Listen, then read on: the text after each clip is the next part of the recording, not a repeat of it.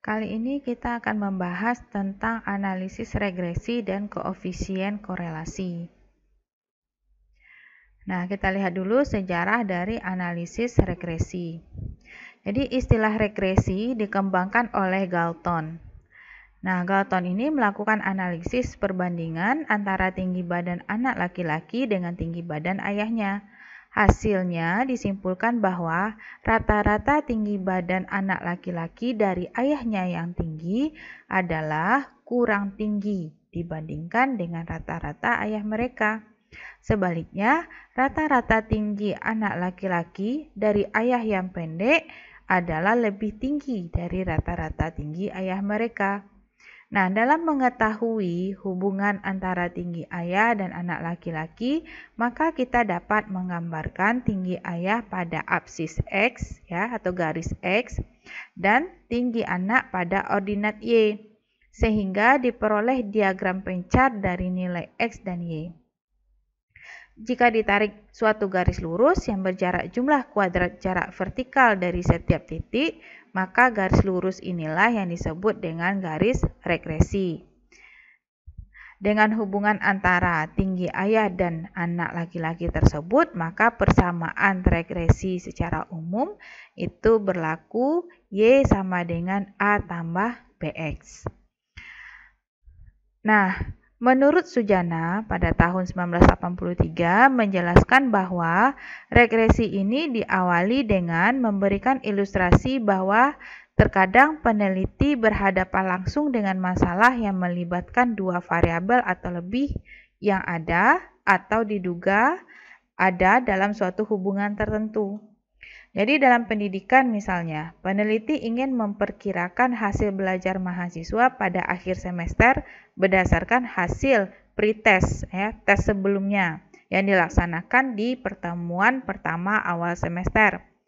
Mengetahui pertambahan atau peningkatan retensi mahasiswa untuk tiap usaha peningkatan intensitas belajar dan menduga kemampuan mengajar dosen berdasarkan daya motivasinya.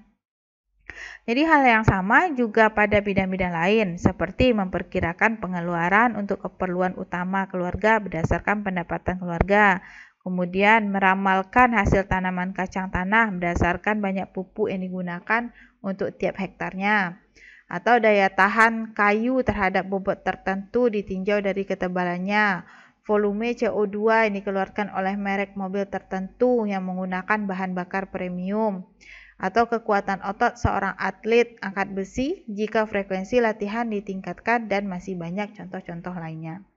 Di lain hal, sering peneliti berkeinginan untuk melihat kondisi di waktu yang akan datang dengan suatu dasar keadaan sekarang atau ingin melihat kondisi di waktu yang lalu dengan dasar keadaan sekarang. Ya, berikutnya yang saya sebutkan tadi itu merupakan awal dari sebuah analisa regresi. Ya, sifat ingin melakukan prediksi atau taksiran mulai berkembang tidak hanya di bidang bisnis dan ekonomi, tetapi juga sudah menambah dunia pendidikan. Ya, bahkan dewasa ini melakukan prediksi keadaan mahasiswa untuk waktu yang akan datang merupakan kondisi yang sangat dibutuhkan dalam dunia pendidikan. Nah, melalui prediksi itu, ya, prediksi yang baik, perencanaan pendidikan, baik yang menyangkut kurikulum, metode mengajar, fasilitas, dan lainnya akan dapat direalisasikan seefisien dan seefektif mungkin. Ya, untuk menjawab hal-hal seperti contoh yang saya sebutkan di atas, perlu dibahas mengenai bentuk hubungan yang ada atau diperkirakan ada antara kedua variabel tersebut. Jadi kita akan memperkirakan apakah benar ada hubungan antara dua variabel yang kita sebutkan pada contoh-contoh di atas. Ya, bentuk hubungan ini kita kenal dengan nama regresi ya untuk satu variabel atas variabel lain. Nah, dari penjelasan di atas tadi tampaklah bahwa regresi tidak lain adalah bentuk hubungan antara variabel prediktor atau prediksi dan variabel respon. Hubungan ini biasanya dinyatakan dalam bentuk persamaan matematis yang bentuknya dapat linear maupun non-linear. Pada umumnya bentuknya seperti ini, Y sama dengan A tambah BX. Nah, persamaan yang dihasilkan merupakan sebuah prediksi yang menggambarkan hubungan antara variabel prediktor dan variabel respon. Namun sebagaimana layaknya arti kata prediksi, maka prediksi yang tergambar dari persamaan regresi bukanlah hal yang pasti, tetapi merupakan suatu keadaan yang mendekati kebenaran. Ya, jika membandingkan nilai asli variabel yang diprediksi dengan nilai prediksinya, berkemungkinan besar akan terdapat perbedaan. Perbedaan tersebut bisa terlalu besar maupun terlalu kecil. Sepanjang perbedaan tersebut tidak besar maupun terlalu kecil, ya, sepanjang perbedaannya tidak besar, maka prediksi yang dilakukan merupakan hasil kerja yang luar biasa. Ya, penyimpangan-penyimpangan nilai asli dan nilai prediksi sering terjadi karena dalam melakukan prediksi berdasarkan nilai rata-rata dan menggunakan suatu persamaan menggambarkan suatu garis tertentu.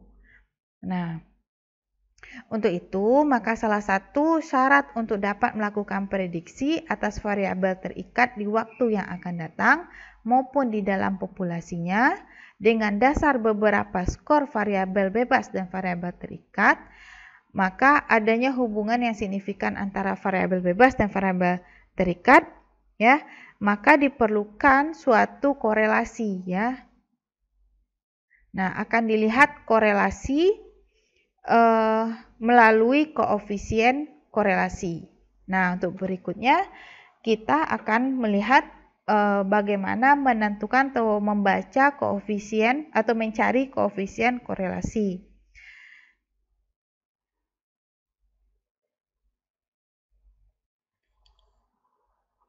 Nah, korelasi itu menunjukkan derajat asosiasi atau keeratan hubungan antara satu variabel dengan variabel lainnya. Misalnya, ada hubungan keeratan atau korelasi antara pengeluaran iklan dan volume penjualan. Nah, beberapa jenis korelasi. Pertama, korelasi itu ada yang positif dan negatif. Ada yang korelasi linear dan non-linear. Ada korelasi sederhana, parsial, atau kompleks. Nah, kalau korelasi positif ataupun negatif, seperti ini dijelaskan. Kalau korelasi positif itu terjadi jika pergerakan hubungan antara dua variabel bergerak dalam arah yang sama. Jadi jika satu variabel mengalami kenaikan, maka variabel lain juga mengalami kenaikan. Begitu juga sebaliknya, jika satu variabel mengalami penurunan, maka variabel lain juga mengalami penurunan. Untuk korelasi negatif terjadi jika pergerakan hubungan antara dua variabel tidak bergerak dalam arah yang sama, tetapi berlawanan arah. Bila satu variabel mengalami kenaikan, maka variabel lain mengalami penurunan. Atau bila satu variabel mengalami penurunan, variabel lain mengalami kenaikan. Sedangkan korelasi linear dan non-linear, ya, yang linear itu adalah korelasi dikatakan linear jika perubahan absolut dua variabel. Perubahan absolut ini biasanya digunakan tanda mutlak, ya. Dua variabel menaik atau menurun dalam perubahan yang konstan, ya. Hubungan antar variabel digambarkan dengan kurva berupa garis lurus. Nah, non-linear itu korelasi dikatakan non-linear jika perubahan absolut dua variabel terhadap variabel lain tidak konstan, ya. Hubungan antar variabel digambarkan dengan kurva berupa garis tidak lurus. Ya, jadi kalau dia linear, berarti kurvanya kurva lurus, kalau non-linear kurvanya tidak lurus. Sedangkan korelasi dikatakan sederhana jika hanya melihat dari keeratan hubungan antara dua variabel saja. Contohnya, kita mencari hubungan keeratan antara jumlah pengeluaran iklan dan volume penjualan. Sedangkan dikatakan korelasi itu parsial bila variabel yang dianalisis dari dua variabel tetapi kita hanya tertarik mencari korelasi saja, sedangkan variabel lain dianggap variabel tetap. Contoh, ada beberapa variabel diketahui seperti pengeluaran iklan, harga, kualitas produk, dan harga pesaing. Namun kita hanya tertarik untuk melihat korelasi atau hubungan antara pengeluaran iklan dan volume penjualan saja, sedangkan variabel lain dianggap tetap. Jadi dianggap tetap, tidak ada perubahan, tidak ada pengaruh apa-apa, ya. Nah, maka ini disebut dengan korelasi parsial. Sedangkan korelasi kompleks ketika variabel dianalisis lebih dari 2 variabel dan kita sekaligus mencari korelasi secara bersamaan. Contohnya, secara bersama-sama kita mencari korelasi antara volume penjualan dengan pengeluaran iklan, sekaligus dengan harga, sekaligus kualitas produk, dan sekaligus harga pesaing. Nah, itu yang disebut dengan korelasi kompleks. Jadi kita melihat hubungannya.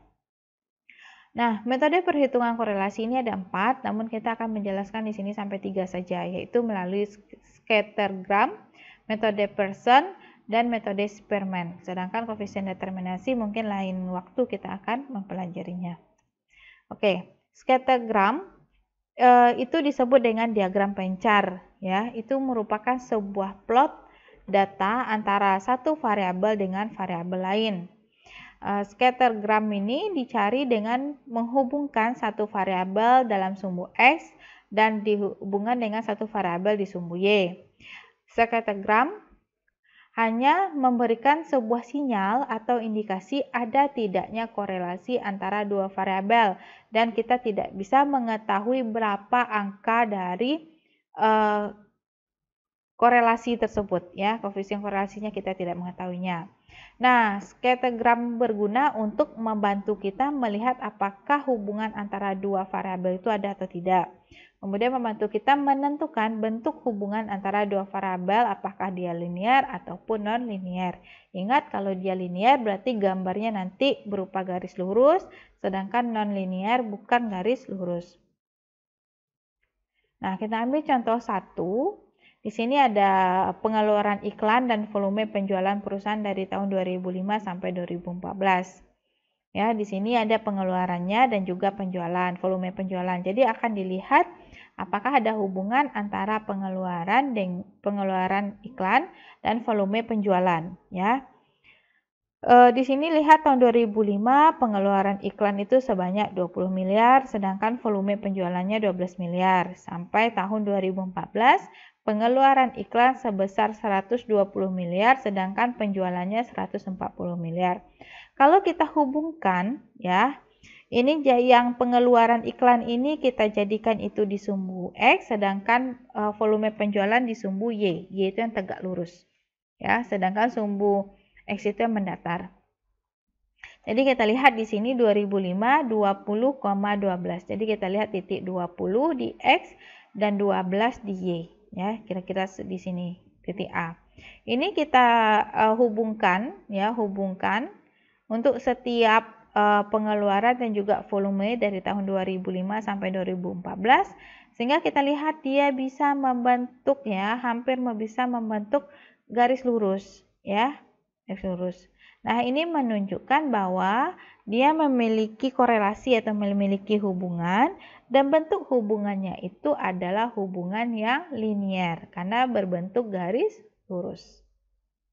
Nah, itu saja yang bisa kita lihat kalau menggunakan metode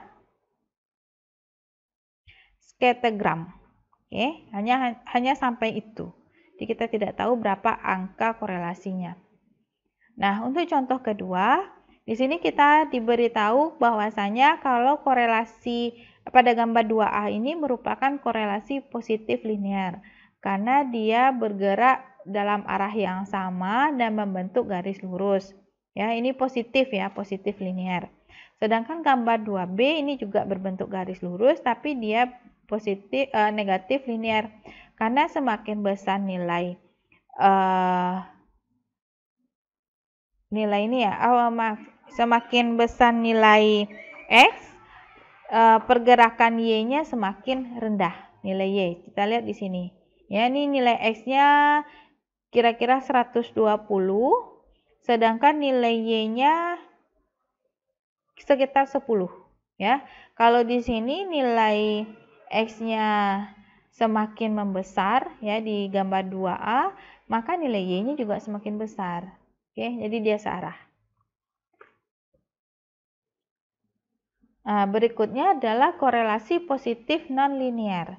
Nah, gambar A2C ini positif non-linear. Kenapa dia non-linear? Karena garisnya bukan garis lurus, tapi dia membentuk garis tengah lingkaran, seperempat lingkaran lah ya. Nah, sedangkan untuk 2D ini tidak ada korelasi karena kita tidak bisa menghubungkannya, karena dia tidak bisa dihubungkan dalam bentuk garis lurus maupun garis tidak lurus ya. Ini sedikit acak-acakan kalau dibuat garis. Ya, berarti ini tidak ada korelasi. Berarti tidak ada hubungan sama sekali. Ya, kalau gambar scattergramnya seperti ini. Oke, kita lanjut. Kita menggunakan metode korelasi persen.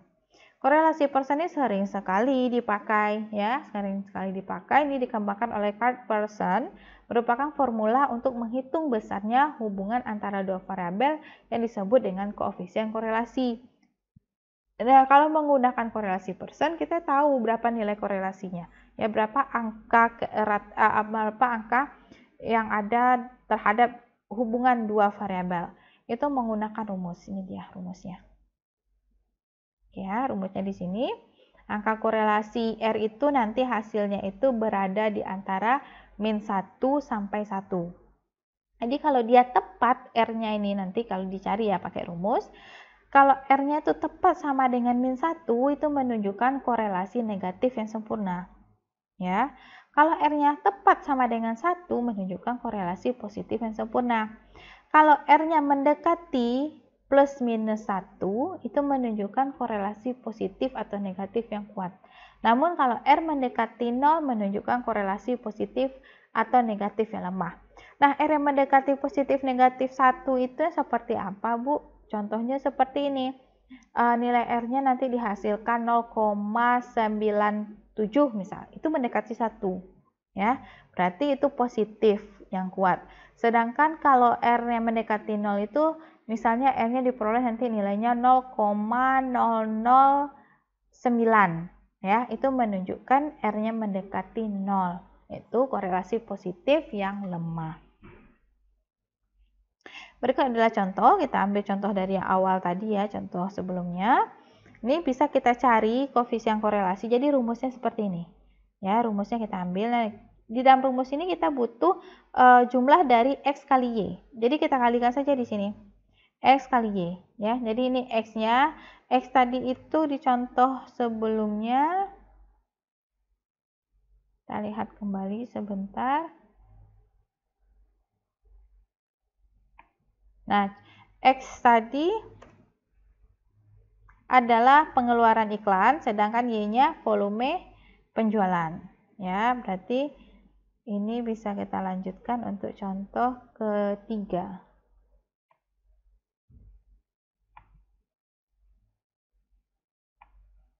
Nah, jadi kita butuh di rumus ini X kali Y, berarti kita kalikan X kali Y ini hasilnya. Kemudian kita butuh juga X kuadrat, berarti kita kuadratkan yang X, Y kuadrat juga. Nah, nanti dia butuh sigma XY, berarti ini jumlahkan semua dapatnya 59800. Oke, tinggal memasukkan angka ke dalam rumus. Nah, kita lihat nilai R-nya itu 0,9956. Berarti dia mendekati angka 1. Kalau mendekati angka 1 dan bertanda positif, berarti dia menunjukkan adanya korelasi positif yang kuat ya antara pengeluaran iklan dan volume penjualan pada periode 2005 tadi ya, 2005 sampai 2015. Nah, jika pengeluaran iklan naik, maka volume penjualan naik, dan sebaliknya bila pengeluaran iklan menurun, maka volume penjualan menurun. Berarti ini bisa diprediksi untuk tahun 2014 sampai 2015 katanya. Oke, berikutnya adalah korelasi Spearman rank ya. Ini dikembangkan oleh Spearman. Jadi sesuai dengan nama. Untuk menghitung koefisien korelasi dari data kualitatif atau data kualitatif yang disusun berdasarkan ranking. Di ranking masing-masing variabel menggunakan angka 1 yang menunjukkan data individu pertama, angka 2 untuk individu kedua, dan seterusnya sampai pada data terakhir dari N observasi. Jadi nanti kalau menggunakan korelasi Spearman rank ini, kita ranking dia, jadi yang mana yang paling besar itu jadi nomor 1 dan yang paling kecil itu jadi nomor berikutnya. Ya. Nah, rumusnya ini. Nah, nanti R ini yang korelasi, koefisien korelasi. D ini adalah perbedaan rank antara variabel. N itu jumlah observasi. Nilai korelasinya sama di antara min 1 sampai 1.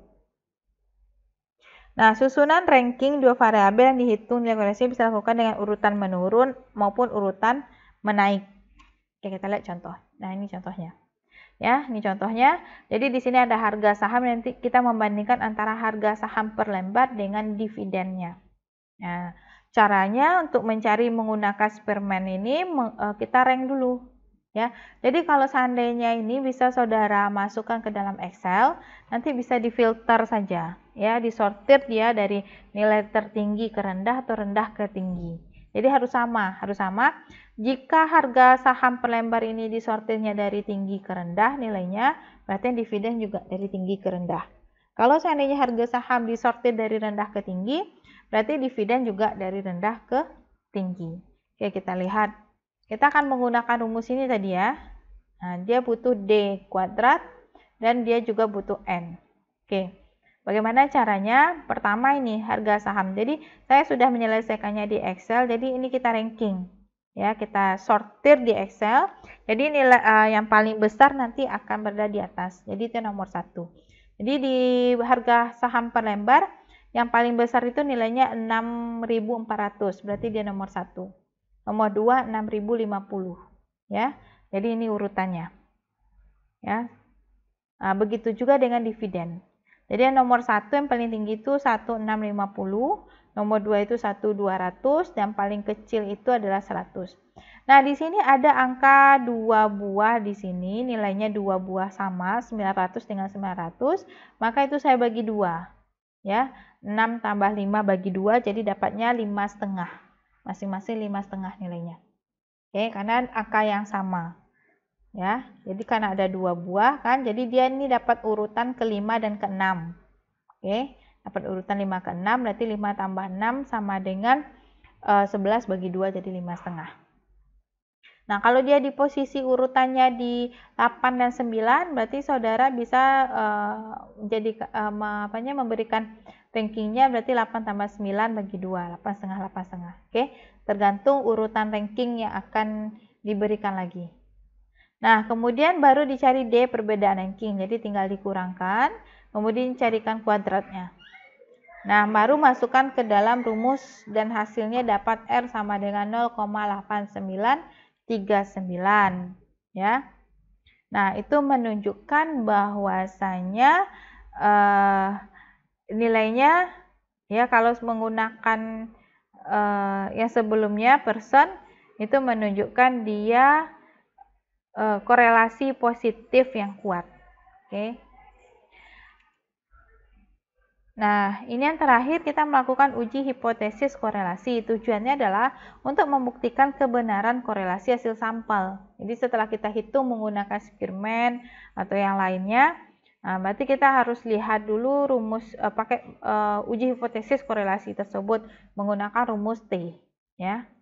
Dia mengikuti distribusi T dengan derajat kebebasannya N kurang 2. Nah, rumus T-nya ini RS akar dari N kurang 2 per 1 dikurang R kuadrat S. Jadi RS ini sama dengan nilai koefisien korelasi, N-nya jumlah observasi.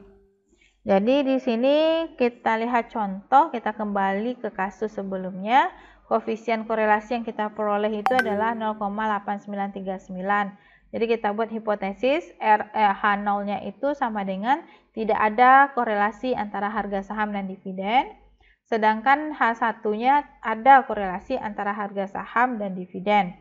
Kemudian tingkat signifikansinya kita ambil 5%. DF-nya jadi diambil di tabel itu 1,860 ya. Kemudian uji statistik hitung kita menggunakan rumus tadi ya, hasilnya itu 5,64. Jadi bandingkan antara T tabel dan T hitung, ternyata T hitungnya 5,64 besar dari 1,860. Dengan demikian kita bisa menyimpulkan bahwa dari sampel yang ada terdapat korelasi positif antara harga saham per lembar dan dividen yang diberikan. Oke, sampai di situ tentang koefisien korelasi. Minggu depan kita lanjut ke analisis regresi. Terima kasih.